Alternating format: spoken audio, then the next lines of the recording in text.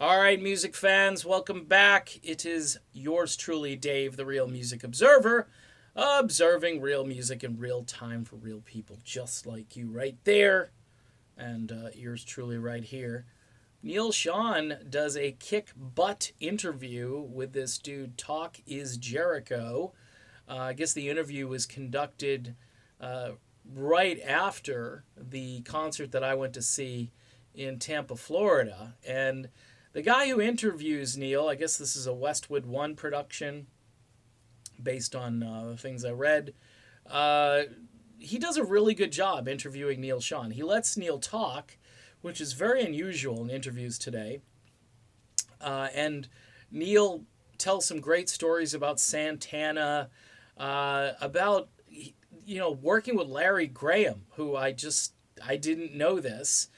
He's working in a band. Imagine Neal Schon in a band with one guy from Sly and the Family Stone and one guy from Graham Central Station. I mean, talk about a power trio. It's like the predating of the band Living Color. I mean, that would have just been off the charts. Apparently, Larry got cold feet and left. But the real interesting part of this interview is the fact that Neal Schon had met Steve Perry twice before Herbie Herbert ends up bringing Steve into the band. Really interesting stuff for both Perry fans and Journey fans to learn about. Perry apparently was with a friend hanging out and so forth and needed a ride home. And Neal's friend says, "Hey, can you give this guy a ride home?" And Neal agrees, and it's Steve Perry. And Perry has a little conversation with Neal and says, "Yeah, I sing a little bit," and blah, blah, blah, trying to be very humble and low key. And Neal, "Yeah, okay, well, we already have a singer."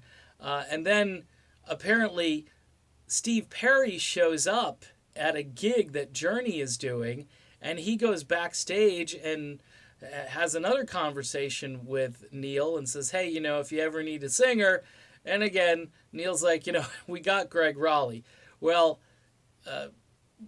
2 years go by, I guess, and then Perry shows up again, and this time it's more or less by direct order of Herbie Herbert. And long story short, it's just kind of funny to find out that Neal had met Perry twice prior to this. Perry ended up being kind of a groupie of the band before he actually got the gig. So I don't know if that helped him get the gig, but I'm sure it didn't hurt him. Neal talks again in this interview about finding Arnell. There's some interesting stuff in there, but I felt the stuff about Perry was really fascinating.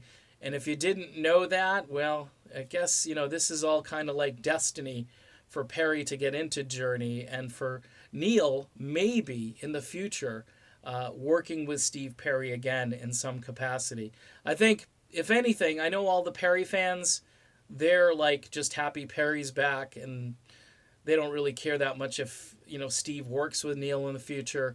But there are a lot of us classic rock heads out here that would love to have a Perry Schon album sometime in the future.